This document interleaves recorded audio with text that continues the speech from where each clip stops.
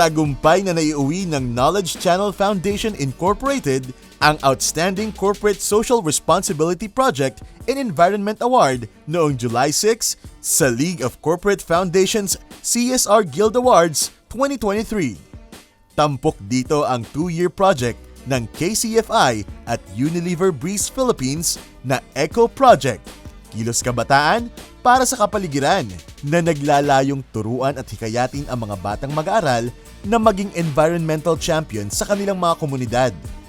Sa pamamagitan ng iba't ibang eco missions tulad ng Ecolect, Eco Garden, Eco Planter at Eco Diary, nakapag-develop ang Eco Project ng mahigit 20,000 eco champions mula sa 47 public schools sa Marikina City, Taguig City at Pateros.